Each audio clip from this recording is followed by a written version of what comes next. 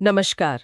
आज 1 मई 2025 की कुछ अहम व्यावसायिक खबरों पर गहराई से नजर डालते हैं। नमस्कार। हमारे पास कई स्रोतों से जानकारी है और कोशिश यही रहेगी कि अलग-अलग सेक्टर और देशों में जो भी हुआ उसे फटाफट समझें। हाँ बिल्कुल, देखता हूँ क्या क्या हुआ है। और देखिए, शुरुआत में ही कुछ चौंकाने वाली बातें, जैसे कि एक बैंक सीईओ का इस्तीफा, वो भी भारी घाटे के बाद।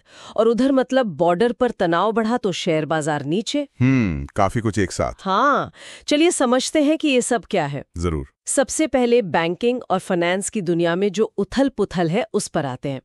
इंडसइंड बैंक के सीईओ सुमंत कठपालिया, उन्होंने इस्तीफा दे दिया है। हाँ, ये खबर तो सुबह से ही चल रही है। वजह है करीब 2000 करोड़ का डेरिवेटिव नुकसान।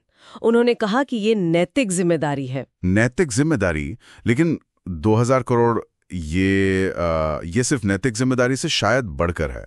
मतलब ये साफ तौर पर बैंक के अंदर जो रिस्क मैनेजमेंट है ना, जोखिम को आंकने और संभालने का तरीका, हाँ। उस पर गंभीर सवाल उठाता है।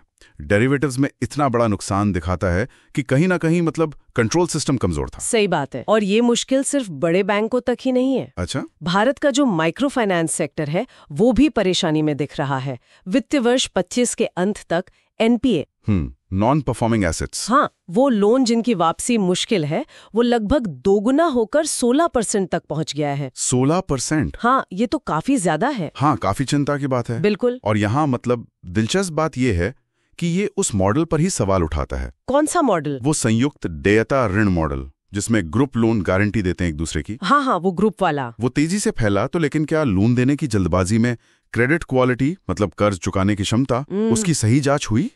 ये एक अहम सवाल है। कहीं ऐसा तो नहीं कि वित्तीय समावेशन, वो फाइनेंशियल इंक्लूजन के चक्कर में जोखिम बढ़ गया? हो सकता है, लेकिन इसी बीच एक कह सकते हैं अच्छी खबर भी है। ओके। आरबीआई ने जब सरकारी बॉन्ड खरीदने का ऑपरेशन किया तो उसमें जबरदस्त मांग दिखी। अच्छा, कितनी?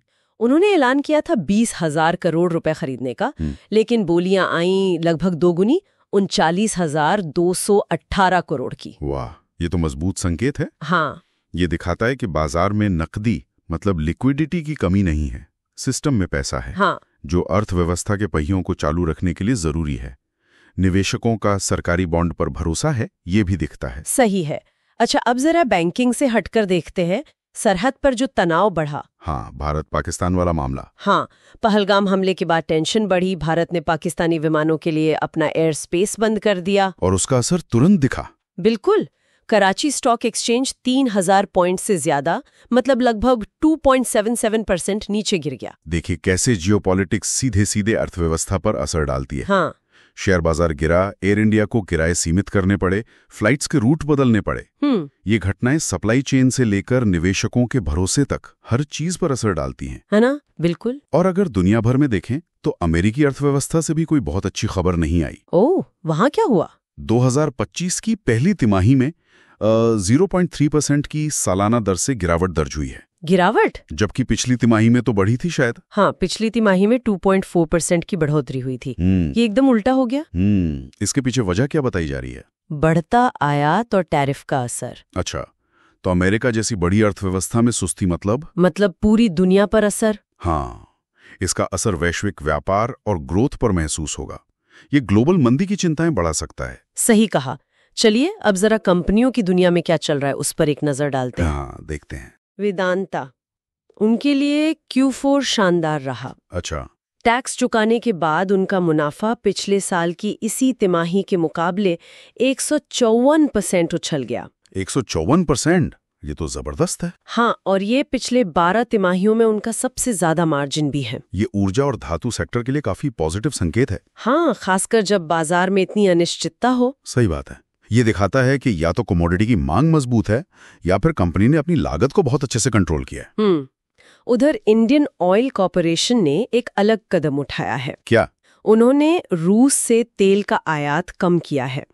वित्त वर्ष 25 में उनकी कुल खरीदारी में रूसी तेल का हिस्सा घटकर 22% रह गया। ओह, पहले कितना था? पिछले साल 30% था। अच्छा, तो ये कमी आई है। हाँ, और कह रहे हैं कि आगे की खरीदारी पूरी तरह बिजनेस के लिहाज से फायदेमंद होने पर ही निर्भर करेगी। ये एक बड़ा बदलाव है। मतलब शायद कंपनियां अब जियोपॉलिटिकल जोखिमों को देखते हुए अपनी सप्लाई के स्रोत बदल रही हैं। हो सकता है, या फिर कहीं और से बेहतर डील मिल रही हो। ऊर्जा सुरक्षा और लागत दोनों अहम हो गए अब। सही है। और एक और दिलचस्प खबर उबर से जुड़ी हुई। उन्होंने दुनिया भर में अपनी वर्क फ्रॉम होम पॉलिसी खत्म कर दी है। अच्छा, वापस ऑफिस? हाँ, उनका कहना है कि ऑफिस आकर काम करने से कंपनी कल्चर और परफॉर्मेंस बेहतर होगी।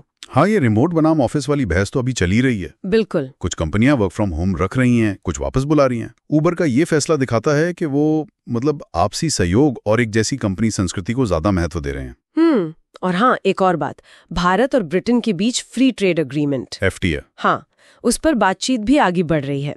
उम्मीद जताई जा रही है कि समझौता जल्द हो सकता है। ये अच्छी खबर है। ऐसे व्यापार समझौते लंबी अवधि में दोनों देशों के लिए फायदेमंद होते हैं। हाँ, व्यापार बढ़ाने और आर्थिक रिश्ते मजबूत करने के लिए। और इनसे निवेश और रोजगार के नए मौके भी बनते हैं। तो कुल मिलाकर आज हमने देखा कि कैसे बैंकिंग में गड़बड़ियां हो रही हैं। सरहद का तनाव सीधे बाजार पर असर डाल रहा है। बिल्कुल। और कंपनियां अपनी रणनीतियां बदल रही हैं, चाहे वो तेल खरीदने की बात हो या कर्मचारियों के काम करने की जगह की। हाँ बिल्कुल, ये सब दिखाता है कि फाइनेंस, जियोपॉलिटिक्स और कॉर्पोरेट फैसले कितने आपस में गुथे हुए हैं। सही कहा।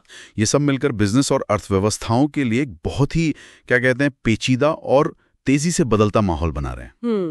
जाते जाते एक सवाल सोचने के लिए छोड़ जाते हैं। हाँ, पूछिए। जिस तरह से हम ये अचानक आए संकट देख रहे हैं, चाहे वो बैंकिंग में हो, माइक्रो फाइनेंस में या फिर ये जियोपॉलिटिकल तनाव,